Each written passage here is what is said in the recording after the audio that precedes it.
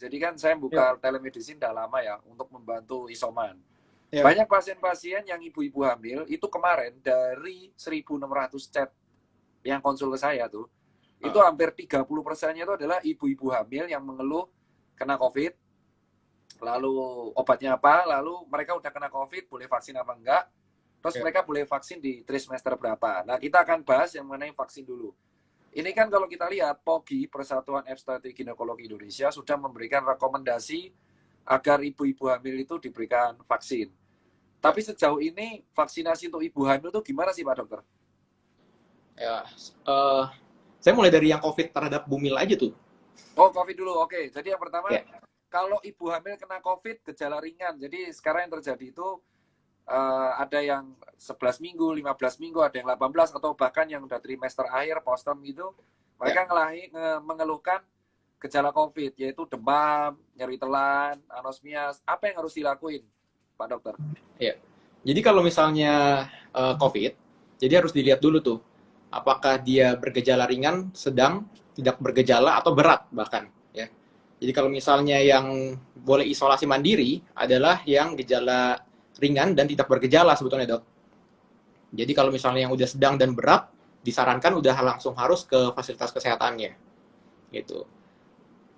Pak Dokter, kalau misalkan ibu hamil itu terkena gejala COVID, dia itu Ya. harus konsul ke dokter kandungan, Ya. ke IGD, atau telemedicine biasa, dokter?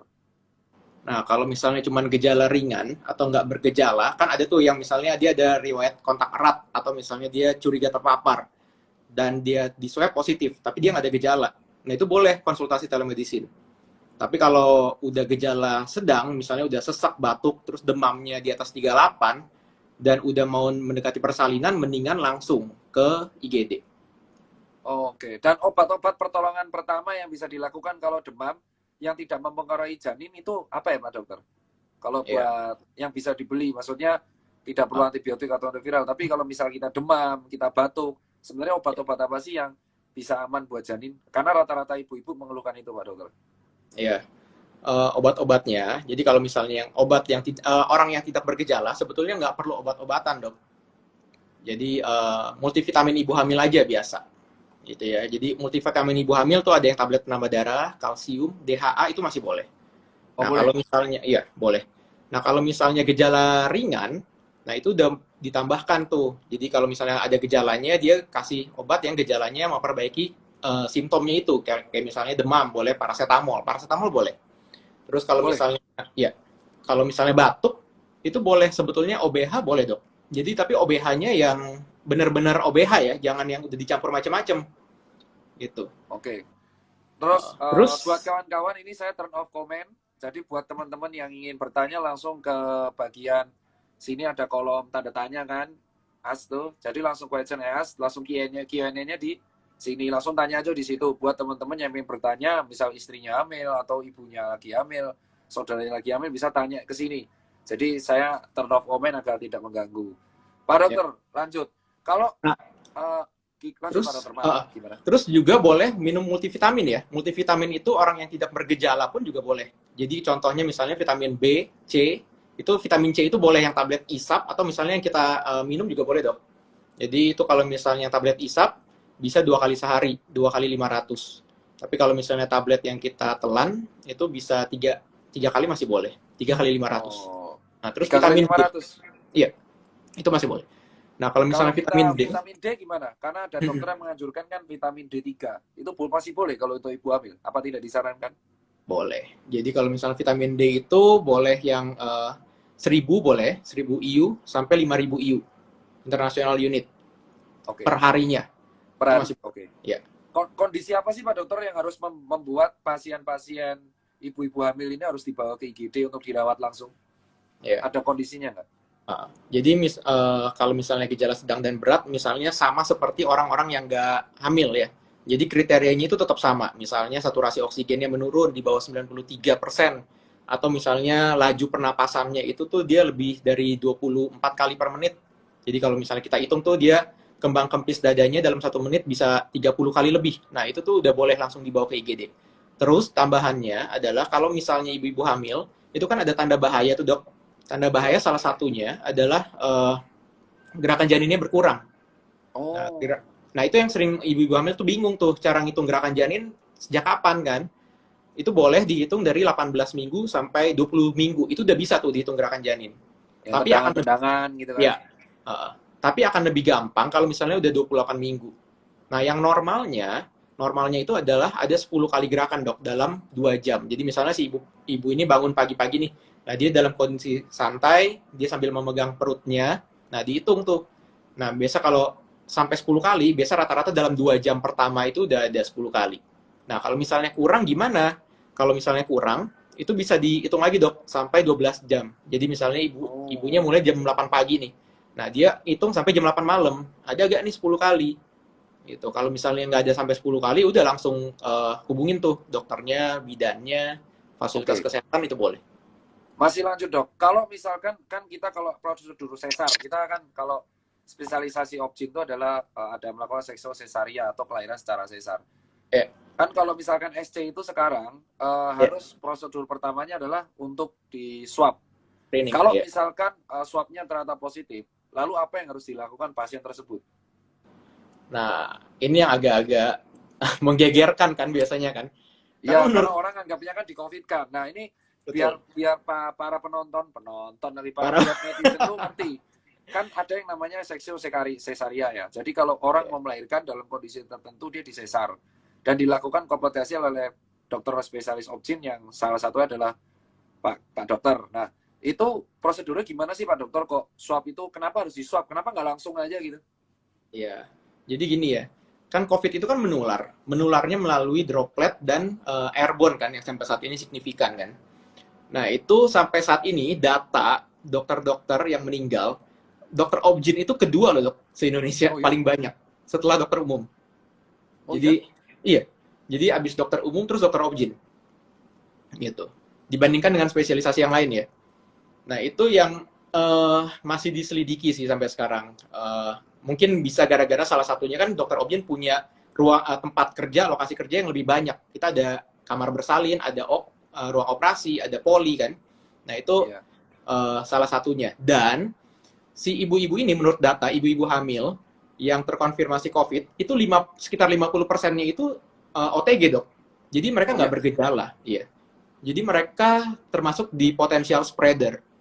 Nah, itu yang jadinya ya 50% mereka nggak bergejala, akhirnya bisa menularkan ke orang-orang yang lain kan. Nah, itu tujuannya salah satunya untuk di swab, untuk kita tahu. Karena kalau misalnya seksio sesar kan, dia akan dibius, dan belum tentu biusnya itu cuma bius spinal. Ada juga yang bius aerosol, yang misalnya general anestesi, jadi bius umum. Nah, itu kan dia bisa menularkan melalui udara. Dan satu lagi, ya kita harus tahu nih, misalnya kondisi ibunya COVID atau enggak. Karena penata laksanaan terhadap bayi nanti yang akan dilahirkan kan juga nanti akan berbeda. Kalau Nah, misalnya lahir dari ibu yang positif. lanjut di dok, Pak. Itu kan ranahnya mas. Kalau neonatal Iya, kan maksudnya ada SPA. Kalau misalkan iya. bayi baru lahir ini pertanyaan ibu juga. Jadi ada kemarin pasien lagi konsul telemedicine, tanya, Hmm, dok saya itu udah mau mendekati HPL pada tanggal 7 Agustus dan saya iya. ini COVID. Kalau misalkan saya melahirkan dalam kondisi COVID dan ini jadwalnya SC, itu nanti gimana proses penata laksanaan bayi atau ibunya? Iya, yang pertama itu proses prosedur itu pasti akan berbeda-beda di tiap rumah sakit, tapi pastinya pasti akan di screening. Screeningnya itu berbagai macam. Yang idealnya memang masih disarankan untuk pakai CT scan ya, idealnya. Tapi kalau misalnya memang kan nggak semua rumah sakit kan pasti ada CT scan toraks ya. Nah, Wow. pasti akan di swab. Swab itu yang disarankan adalah PCR, Dok. Jadi kalau misalnya swab PCR itu pasti sensitivitasnya akan lebih lebih bagus gitu ya. Kecuali misalnya ibu-ibu yang udah ada bergejala. Kalau misalnya udah ada gejala, swab antigen aja udah bagus tuh sensitivitasnya. Gitu. Pasti akan di screening dulu. Jadi di screening, kalau misalnya memang semuanya baik, itu akan melewati prosedur seksio sesaria dengan normal seperti biasa. Jadi normal dalam artian nggak ada misalnya ruangan khusus ya. Kalau misalnya COVID kan harus tekanan negatif. Itu tekanan negatif kan kita nggak pakai AC atau misalnya ante roomnya yang akan dibuat negatif, tekanan negatif. Jadi nggak perlu pakai hazmat dan segala macam untuk prosedur tenaga kesehatan itu. Oke, nah kalau misalkan ternyata dia COVID, terus dia tanya sama saya, dok nanti kalau rumah sakit penuh gimana dok saya? Apakah sekarang ada khusus kalau ibu hamil yang COVID itu pasti ada ruangannya dan bayinya nanti penata laksananya gimana dok? Iya tuh, PR tuh dokter Tirta gimana? Kan sekarang di Jakarta kan lagi dibuat itu kan rumah sakit khusus kan, rujukan Iya. untuk ibu dan anak. Nah itu sebetulnya memang idealnya seperti itu ya dok ya. Karena memang ya pasti akan dicarikan. Jadi salah satu solusinya pada saat misalnya ibu-ibu hamil ini terkena COVID, misalnya sebelum dari mau melahirkan, itu mereka harus kasih tahu dok, setidaknya mereka harus kasih tahu FKTP-nya, fasilitas kesehatan tingkat 1, atau misalnya bidan atau dokternya, supaya nanti sistem rujukannya itu kan nanti bisa udah ketahuan gitu. Kalau Oke. suatu saat memang dia harus dilahirkan, karena salah satu komplikasi COVID pada ibu hamil adalah persalinan prematur dok. Jadi kalau Iya. misalnya Oh, terjadi bisa ya? persalinan bisa gitu. Itu memang udah ada datanya dok. Jadi persalinan prematur itu lebih tinggi kejadiannya pada ibu-ibu hamil. Dan juga preeklamsi. Preeklamsi itu Nah, memang preeklamsi. udah iya. HT soalnya itu pasti. Hah? Tensi. Pre- Preeklamsi itu adalah tekanan darah tinggi pada saat hamil. Nah, Tapi harus itu dibedakan. dijelaskan dok. Yang buat Iya, teman-teman, jadi preeklamsi itu adalah suatu kondisi ketika ibu hamil melahirkan dengan tekanan di atas normal, tekanan darahnya. Dan itu berbahaya banget karena bisa menimbulkan kejang, bahkan endingnya bahkan bisa kematian. Di mana hipertensi ini sangat terkait juga sama COVID. iya. Jadi Nah, Pak Dok, uh, Maaf Pak Dokter, tak potong Pak Dokter. ya, Ini pertanyaan yang kedua kan, akhirnya kan ditata laksanakan berarti secara COVID. Kalau misalkan ibu ini melahirkan secara COVID dan SC, kapan ibu ini bisa bertemu dengan anaknya? kalau Misalkan yang misalnya positif ibunya, anaknya negatif. ya, kalau misalnya ibunya positif, anaknya negatif, sebaiknya memang dipisah dulu ya dok ya. Jadi kita harus memastikan dulu nih anaknya itu positif atau enggak gitu. Kalau misalnya anaknya juga positif kan nggak ada masalah untuk dirawat gabung. Nah kalau misalnya si anak negatif, nah itu yang akan menjadi perhatian gitu. Kalau misalnya setelah dipulangkan, memang kondisi di rumahnya itu memang tidak memungkinkan untuk dipisah antara ibu dan bayinya ya. Nggak apa-apa, asal dikasih jarak. At least udah 1,5 meter sampai 2 meter dok. Dan yang biasa jadi masalah di sini adalah ibu-ibunya ini kan pengen menyusui tuh, Betul. ya kan? Nah itu pasti banyak banget yang nanya, dok, apakah misalnya ibu positif, terus kita boleh nyusuin nggak? Boleh Nah ASI ya, nggak gitu ya? Sebetulnya boleh, boleh banget. Jadi ASI itu tetap masih bisa disarankan ya. Jadi ASI itu boleh dikasih, asalkan si ibunya ini tidak bergejala berat. Ya kalau misalnya gejala oh, berat kan udah pasti susah banget ya untuk ICU, ibunya. gejala Iya, berat pasti ICU. iya. Itu udah Karena beda cerita. karena hari ini kita berduka dok, salah satu dokter meninggal dunia di anggota ini di Surabaya itu hamil Iya. dan dia COVID. Jadi ini menjadi perhatian juga bahwa COVID juga membahayakan ibu-ibu hamil juga, ya kan? Jadi pada dasarnya kita bisa tarik kesimpulan resume dok, kalau untuk ibu-ibu yang positif COVID dan lagi menyusui sudah kejawab, berarti boleh menyusui asalkan dia Boleh. gejala ringan atau sedang. Ya. Pakai Dan masker nggak dok? pakai APD ya dok ya. Jadi harus pakai APD, masker, kalau bisa mau pakai face shield juga nggak apa-apa. Dan buat ibu-ibu yang mau menyusui langsung direct breastfeeding, nah itu harus diperhatikan juga sekitarnya, daerah kulit sekitar payudara. Jadi kan itu yang nanti akan ada kontak dengan bayinya, gitu. Tapi kalau Oh, misalnya dia mau pompa, mau yang ASI populasi? perah, ya itu nggak apa-apa. Jadi misalnya diperah dulu, terus dikasih ke orang yang nanti akan memberikan si ASI itu ke bayinya. Dan dipastikan juga orang yang akan memberikan ASI itu adalah negatif. Gitu. Oke. Emang bahayanya apa sih dok kalau misalkan neonatus atau bayi baru lahir tuh langsung kena COVID yang pernah yang ya itu udah biar netizen tahu. Jadi biar sebenarnya apa sih yang bahayanya? Kenapa sih kita sampai insecure itu? Kenapa kok bayi baru lahir atau bayi baru lahir ini tidak boleh kena COVID? Iya. Mungkin saya jawabnya pada saat masih dalam kandungan ya dok ya. Betul. Jadi pada saat bayi di dalam kandungan, misalnya pada saat ibunya hamil nih, terus ibunya terkena COVID dan misalnya sesek banget. Nah itu kan aliran darah dari si ibu ke janinnya juga akan berkurang tuh. Misalnya aliran darah oksigen ya, yang membawa oksigen. Gitu. Nah kalau misalnya si bayinya ini kekurangan oksigen, itu yang akan penelitian yang sampai sekarang dok, itu bisa praduganya adalah bisa terjadi sampai perkembangan Yuk. saraf otaknya itu terlambat, Hah? neurodevelopmental delay, iya. Oh iya? Itu ada dugaan ke sana, itu masih diteliti.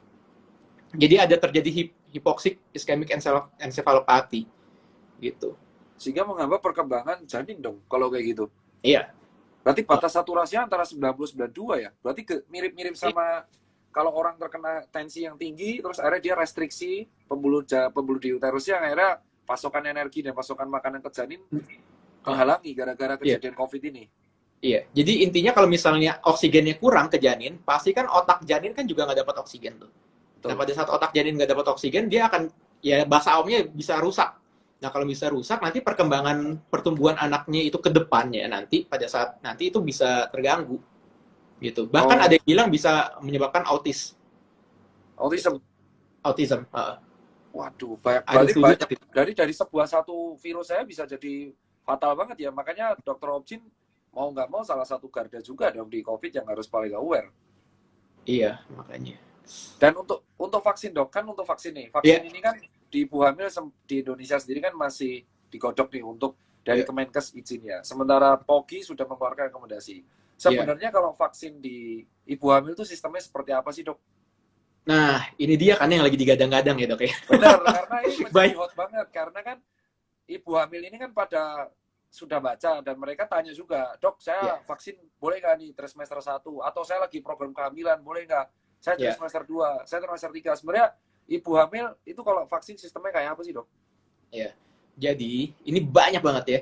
Jadi, ibu hamil itu yang direkomendasikan oleh POGI adalah yang usia kehamilan 12 sampai 33 minggu, Dok.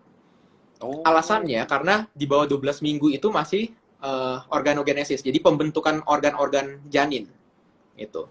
Dan kalau alasan ilmiah lainnya adalah misalnya trimester 1 itu adalah masih pro-inflamatory, jadi peradangan lah, fase peradangan di dalam tubuh ibunya.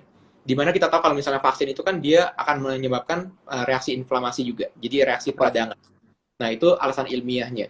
Tapi kalau misalnya ibu-ibu yang misalnya dia udah keburu vaksin tapi belum tahu hamil nih, nggak betul. apa-apa, nggak Oh, apa-apa. jadi Jadi kalau kayak program kehamilan, jadi dia belum hamil tapi dia mau hamil tapi program kehamilan tapi dia vaksin dulu is okay berarti ya, ya dok ya? ya, yang buat ibu-ibu program hamil juga nggak ada masalah, Dok. Jadi vaksin itu dia nggak Oh, mengganggu kesuburan ya. Jadi buat semua, kalau bahasa dokter Tirta, kan penonton. banyak nih soalnya ada hoax yang beredar di WA, hati-hati kalau vaksin menyebabkan siklus mens jadi kacau, hati-hati Iya, vaksin menyebabkan mandul, jadi itu hoax semua ya dok ya. hoax lah. Itu hoax semua. Jadi nggak Jadi apa-apa bisa untuk divaksin. di resume adalah kita bahwa ibu hamil yang bisa menerima vaksin itu adalah dalam keadaan dia tidak bergejala apapun, sehat secara fisik, dan usia kandungannya 12 minggu sampai 33 minggu. Ya, kalau misalnya udah lebih dari 33 minggu gimana? Pertanyaannya gitu kan? Betul. Nggak apa-apa, nggak apa-apa. Itu pertanyaan selanjutnya ya. Baru mau tanya, dijawab duluan ya Pak Dokter ya Pak. Nggak apa-apa, sebetulnya nggak apa-apa. Jadi tujuannya adalah, misalnya vaksin itu kan kita membutuhkan sekitar 2 sampai 4 minggu untuk terjadi pembentukan antibodi kan. Nah, Betul. tujuannya kalau misalnya divaksin 33 minggu, seenggaknya dosis kedua di 37 minggu.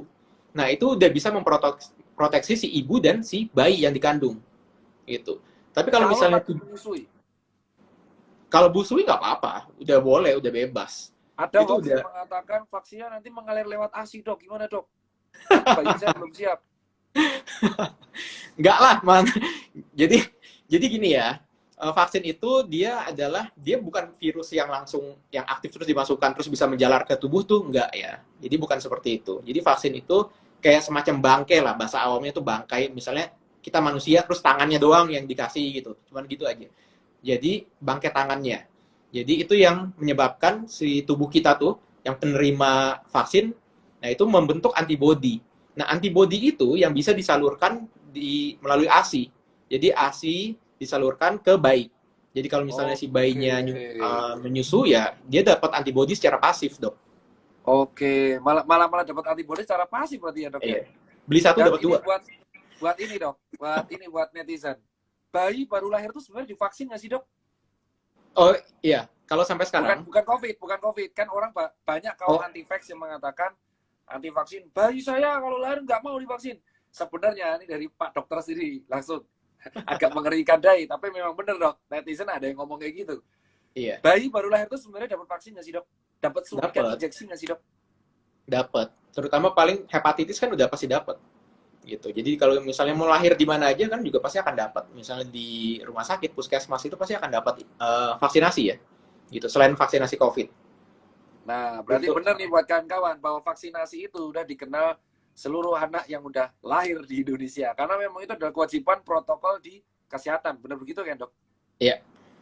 Dok, ini kita akan ke bentar. Ini saya baca pertanyaan dari netizen. Banyak banget, Dok. Udah hampir 1000. Ini, Dok, ada pertanyaan dari Andi Novita 28. Pertanyaannya bagus banget, Dok. Like-nya banyak nih. Dok, kalau sedang hipertiroid dan kondisi sedang hamil 10 minggu, apakah boleh vaksin? Oh, udah enggak. Tapi ini ya, kan enggak boleh harus 12 minggu. Let's say kita pertanyaannya kalau sedang hipertiroid dan hamil, boleh vaksin? Ya. Nah, kondisi hipertiroid, hipotiroid itu boleh divaksin asal terkontrol. Jadi kalau misalnya penyakitnya terkontrol, itu nggak ada masalah untuk divaksin. Meskipun autoimun ya, Dok ya. Autoimun juga boleh. Ibu-ibu hamil yang punya autoimun, kalau misalnya langsung jawab nih tadi, ada pertanyaan. Kalau ibu-ibu hamil yang autoimun pun asal ke kontrol, itu boleh? Boleh, nggak ada masalah. Oke. Gitu. Bentar. Bentar nih, ini banyak nih, Dok, pertanyaan. Aduh. Dok, bentar ya, Dok ya. Oh, Iya. ibu menyusui boleh vaksin? Boleh, gitu kan. Terus yang ada lagi nggak, Dok, yang perlu ditambahkan, jadi untuk Dok? vaksinasi udah kejawab semua soalnya tadi pertanyaannya ternyata. Untuk vaksinasi, jadi nggak perlu dites pack dulu ya, Dok ya? Hah? Jadi nggak perlu tes pack. Jadi buat ibu-ibu yang mau program hamil, nggak usah takut. Jadi kalau misalnya, aduh, saya lagi hamil gak ya? Nggak usah kayak gitu. Jadi kalau misalnya telat haid, nggak apa-apa, vaksin aja dulu gitu. Kalau misalnya memang udah dapat jatahnya untuk vaksin. Tapi kalau misalnya dia kan misalnya telat haid udah 1 bulan nih, tapi memang biasanya riwayatnya memang telat haid gitu kan. Jadi memang dia nggak tahu nih kalau lagi hamil. Jadi kalau dia ternyata nggak sengaja ke vaksin, nggak apa-apa, nggak usah khawatir. Tinggal nanti dikasih tahu ke dokternya atau ke puskesmas atau ke rumah sakit yang melayani. Dan dosis keduanya nanti setelah 12 minggu. Oh, setelah 12 minggu? Iya. Oh, gitu. Dok, ini pertanyaan paling sering kemarin juga, tapi lupa saya tanya. Langsung ingat. Kalau saya ibu hamil mendapatkan vaksinasi 12 minggu. Terus setelah saya mendapatkan vaksin ketika hamil, saya COVID. Kapan saya harus dapat vaksinasi lagi? Dia gimana, sorry? Dia hamil? Jadi dia sudah dapat, kalau ada ibu hamil, sudah dapat 1 dosis vaksin, terus di perjalanan dia COVID. Terus kapan dia harus boleh mendapatkan vaksinasi dosis kedua? Ya. Jadi sama aja dengan orang-orang yang tidak hamil. Jadi dosis keduanya adalah 3 bulan setelah dia sembuh, Dok. Selalu ya? Sama ya? Selalu seperti itu. Itu masih seperti itu. Kalau untuk ibu hamil sendiri sih, sebenarnya komorbid apa sih, Dok, yang ditakuti ketika COVID ini? Tadi sempat disinggung dengan eklamsi, mungkin kita bisa bahas yang di sini. Sebenarnya komorbid apa sih ketika ibu hamil dan COVID?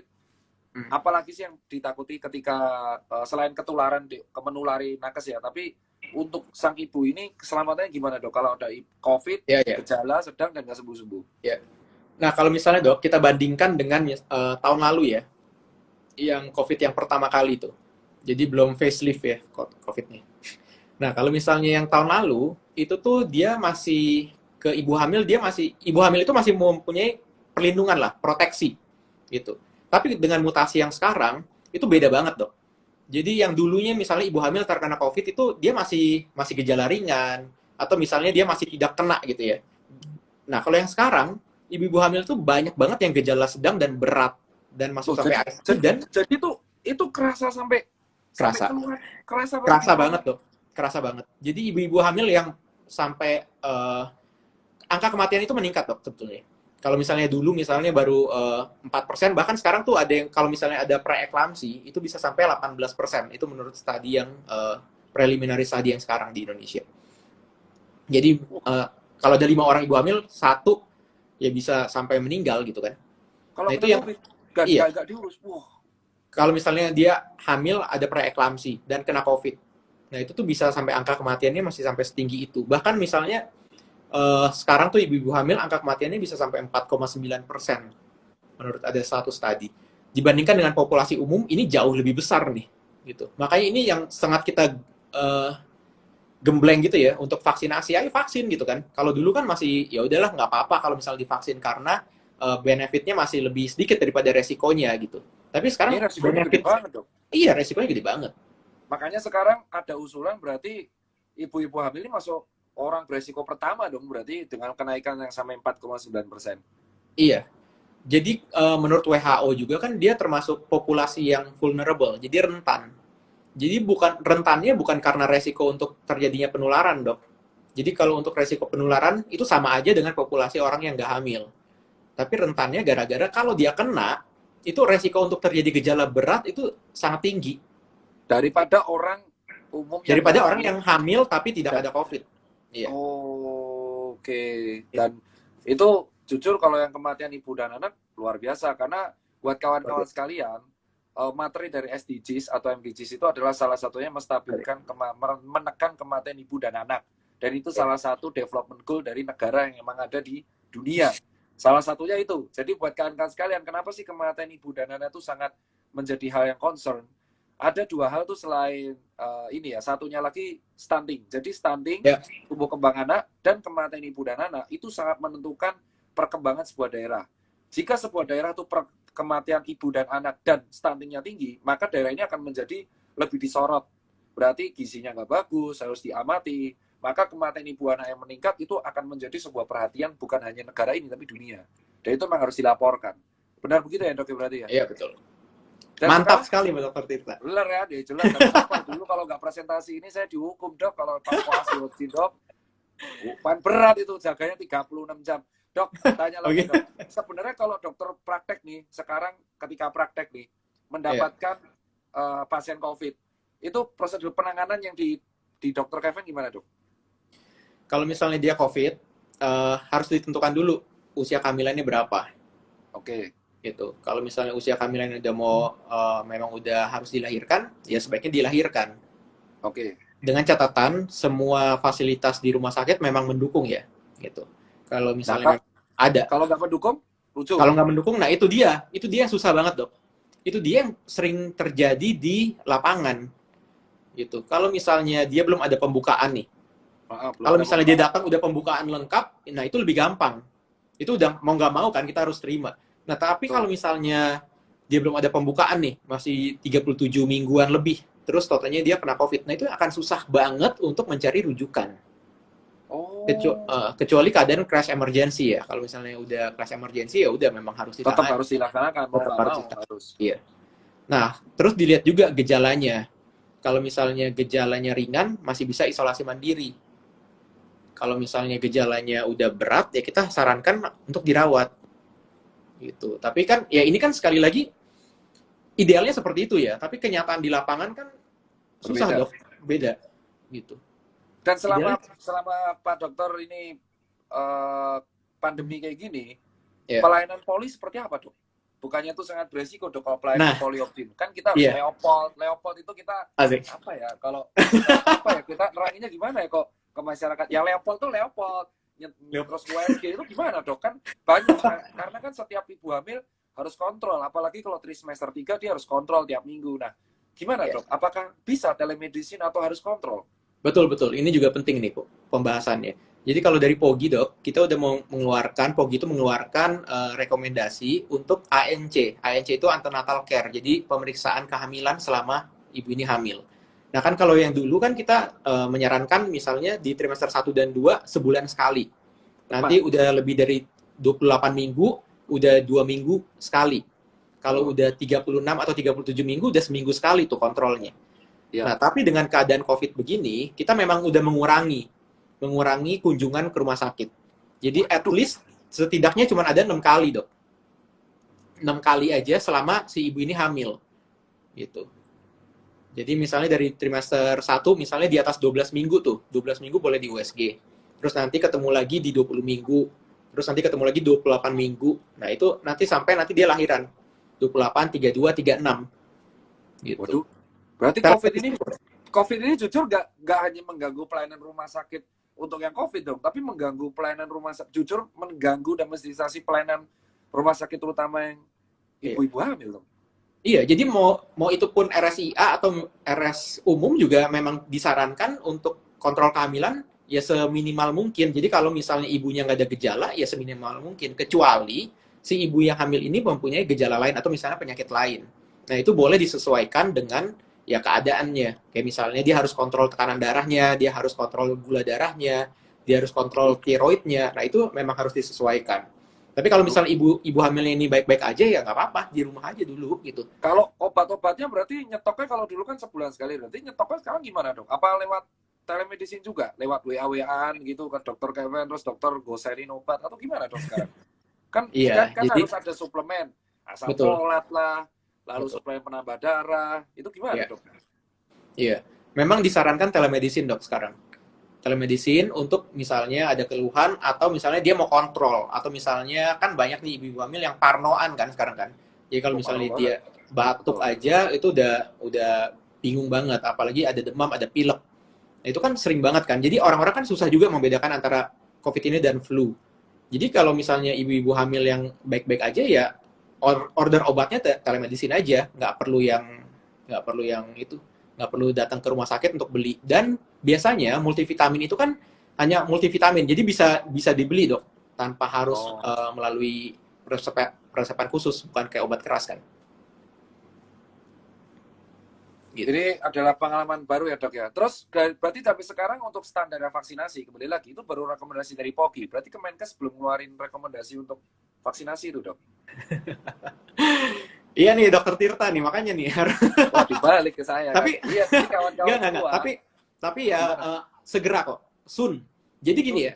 Jadi keadaan yang di lapangan adalah banyak ibu-ibu hamil yang memang meminta rekomendasi dari dokter kandungannya saat ini untuk divaksin. Gitu. Itu memang ada dan sudah terjadi. Nah, tujuannya nanti akan ada regulasi dari Kemenkes kan kita tinggal tunggu nih dari Kemenkes regulasi. Jadi nggak perlu nih nanti dokter-dokter membuat surat Harus nulis rekomendasi. surat gitu kan. Iya, dan sudah ada formulir screeningnya nanti untuk vaksinasi ibu hamil. Gitu. Oke. Jadi mana yang boleh, terus misalnya ada penyakit-penyakit apa aja, misalnya ada preeklamsi itu nanti disarankan untuk ditunda dulu sampai terkontrol ya. Berarti preeklamsinya harus dikontrol dulu baru sampai si ininya diurus ya. Baru ke kontrol baru Iya. nanti vaksin. Tapi Jadi ya, buat kawan-kawan semua, ibu-ibu hamil ini dari dulu udah vaksin tapi minta rekomendasi ke dokter SPOG. Dan seminggu terakhir memang POGI sebagai sebuah wadah Persatuan Dokter Opjin itu sudah mengeluarkan rekomendasi dan meminta Kemenkes untuk secara darurat untuk mengeluarkan rekomendasi vaksin untuk itu ibu-ibu hamil. Karena ya dari penelitian yang sudah diutarakan Dr. Kevin memang benar terjadinya peningkatan kematian ibu dan anak ketika itu signifikan banget dibandingkan dengan yang tidak kena COVID. Jadi akhir ini membuat ibu dan ibu-ibu hamil itu sangat rentan kalau kena COVID, sehingga vaksinasi ini lebih penting untuk ibu-ibu hamil. Dan buat kalian yang menyusui, lagi menyusui, busui, itu nggak masalah kalau dapat vaksin. Malah nanti adalah bayi akan mendapatkan antibodi pasif. Dengan catatan kalau kalian lagi COVID menyusui, tolong pakai prokes yang ketat. Dan kalau Dr. Kevin ini udah hampir 40 menit dok, HP saya udah panas.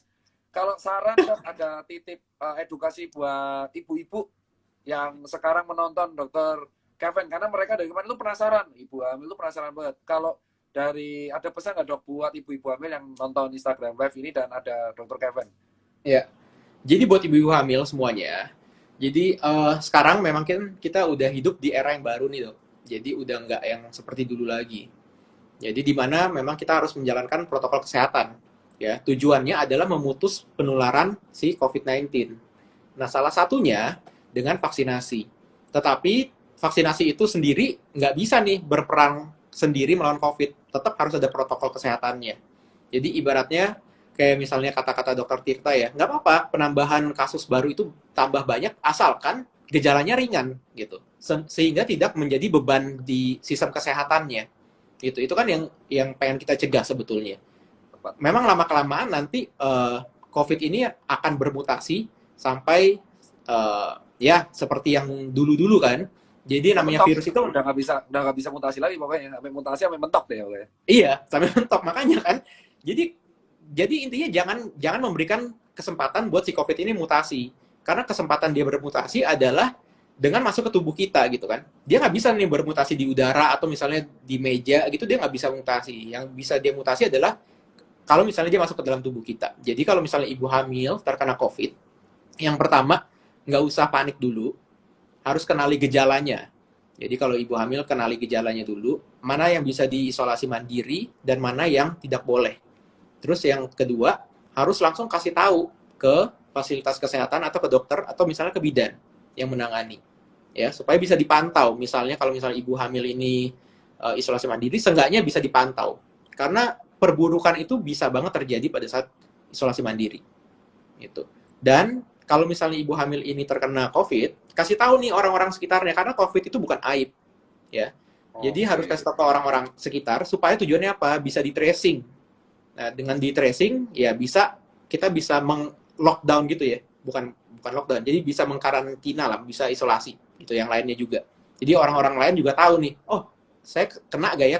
Terutama orang-orang yang ada kontak erat dengan ibu hamil yang positif. Jadi tanpa mereka harus tes pun sebenarnya mereka udah isoman 10 hari dan mencegah COVID ini nggak kemana-mana kan sebenarnya. Iya. Oh ya, dan lamanya isoman, Dok, itu sama ya, sama seperti orang-orang yang nggak hamil.